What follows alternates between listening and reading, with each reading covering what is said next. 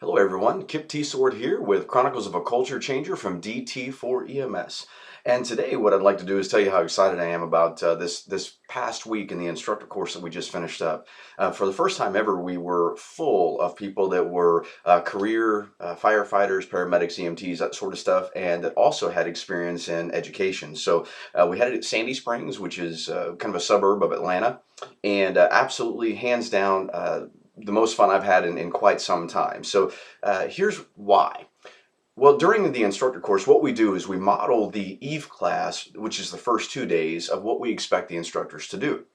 On the third day, I explain to the group, or one of the other instructor trainers will explain to the group, why we teach the way that we teach. Why are we getting the response that we're getting from not only frontline staff but administration? And then on days 4 and 5, it's all student teaching, these potential instructors, and they're teaching while the peers help them. And I'm one of the last people, or one of the instructors, trainers is one of the last people to say anything about how they delivered their material, whether it be the presentations with the lecture skills or the presentations and the practice on the physical skills. So there's this whole bunch to it. Well, sometimes those of you that know me for a while get the fact that I'm still learning how to speak the admin language because I've always been a frontline guy. I've been that, boots on the ground, police officer, paramedic, and that's what I've always done. So anyway, one of the trainers gets up, and although I say some things during the class, I've never said it like this, and I would like to share it with you. So as he gets up to do his presentation, and every presentation has what we call a WIFM, the what's in it for me. We need the firefighter, the paramedic, the nurse, the EMT, the administrator. Everybody has to get the what's in it for me from every presentation, because each one has a particular section that the person owns themselves. Because once they own it, you can't take it away from them. It's theirs. So anyway, the instructor gets up there and he starts going around the room, and one at a time he asks every single person in the room, why did you become a firefighter? Why did you become a paramedic? Why did you become an EMT? That type of thing, as it goes around the room. And each person gave their answer. And so what was awesome, to prove that this person and the others are getting the message that we're trying to say, is when every person was finished giving their answer, he turns around and looks to the crowd and he says, you know what's interesting? He said, not one of you said that you got into this job because you wanted to fight, because you wanted to beat people up, because you wanted to be a tough guy, so on and so forth. Everybody had an answer about how they wanted to care for folks, and that we became a firefighter, paramedic, EMT, nurse, what have you, because we got into it because we want to help people. Well, that was definitely a sledgehammer to the face, letting me know that he, for 100%, has the message and was going to be able to carry the message forward correctly. So with that, you'll see why I'm so excited to continue to share some of the little bitty nuggets that we offer in class, because here is one. So the culture-changing question number one that I'm going to ask today is, if a person being intoxicated with no other medical complaint is so dangerous, because riddle me this, how many people in your career have you taken to the hospital? Or if you're in hospital, how many people have you treated that you've taken to the hospital to receive care in a hospital that there was nothing wrong with them except the fact they were either high or drunk, and you wrestled with the fact as to whether or not they could refuse treatment? So with that being said, if being drunk or intoxicated was so dangerous without any other medical complaint, why do we not stage an ambulance in front of every bar in your city? Second part of that question is, why don't we have a triage nurse inside inside that bar, next to the guy that checks IDs? See, a little ironic, right? Because the danger is that one beer smells the same as 10 beers to someone, and the law enforcement community has to go through a lot of work to prove someone was intoxicated, so before they take custody of them, which brings up a whole other question of custody or care. What's our role in medicine? Do we offer care based upon consent, or do we take custody by force? There's a whole section of that in our Chronicles of a Culture Changer. We've also had that put out there on EMS 1. So the idea for this next question, so let's talk about culture changing question number 2, and it relates directly to the custody versus care.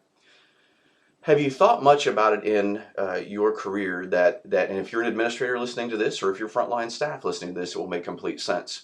we really don't do anything in emergency medicine without giving critical thinking skills for it. Something that could cause us to get in trouble, whether it be, the way we lift somebody or carry someone, because obviously if we get hurt carrying someone, or we hurt a patient by dumping them off a stretcher or an ED bed or whatever it may be, we would get in trouble. And on the fire side, they have tons more training on lifting and moving people than the average EMT or paramedic or nurse does, because they're removing people that are entangled or entrapped and all that sort of stuff.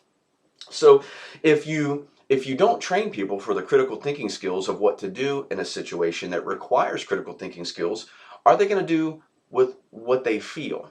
Meaning, are they going to act based upon what they feel is right at that moment? Well, if you're in the back of the truck, like so many articles that we have shared with you anymore, where an intoxicated or a drug or drunk individual is being aggressive towards staff, and staff does what they feel, if you're angry, would staff respond with force because they're angry and use that force angrily? We've seen what happens when the media destroys us based upon how we act in the back of an ambulance. When we're victimized, very rarely does it ever make the news. It's getting better, but it was very rare to make the news if a paramedic, EMT, firefighter, or nurse was assaulted. Since 2009 now, there are more reports of it, but let one of us in emergency medicine do something inappropriate, and man, it's all over the news. So anyway, we have to be very careful of, if what I'm saying is this, the question is number two, if we're not allowing anything else that we do on the job, whether it be start IVs, whether it be lifting and moving, whether it be vehicle extrication, whether it be soft restraint training type of a stuff, which only covers the restraint itself and has nothing to do with how we got the person to be able to place them into restraints. So if everything, all the way down to driving and wearing a fancy yellow vest on crash scenes, so everything else requires training. But yet, the number one thing that's getting us in more trouble and is causing injury to our people is the use of force.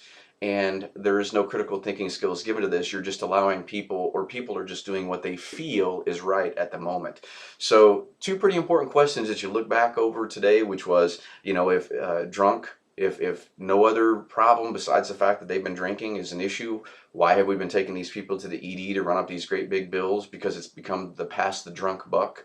Well, and then the second thing is, we're not giving critical thinking skills for any type of use of force when it comes to custody versus care. So the lines have become blurred, and our people are a lot of times taking custody of folks rather than offering care. And if you don't believe me, how many times have you heard of a doctor using a medication to snow and then intubate some guy who's being, for lack of better terms, an asshole in the emergency room? What do you think is going to happen the first time the media catches that? The first time somebody maybe dies from that? And then now what you have is that a doctor, a paramedic, a nurse, an EMT, or whatever used a medication punitively because they felt like it at that moment. Guys, I'm Kip T-Sword. This has been Chronicles of a Culture Changer. We are going to be in Michigan real soon. We're going to be in Connecticut real soon. We're going to be in Alaska real soon. We're going to be in North Carolina real soon. Check out the events page so you can come and see us and let me at least shake your hand if you can't get a chance to attend one of the full trainings. But tons more resources on the www.dt4ems.com website. We'll see you soon. Stay safe.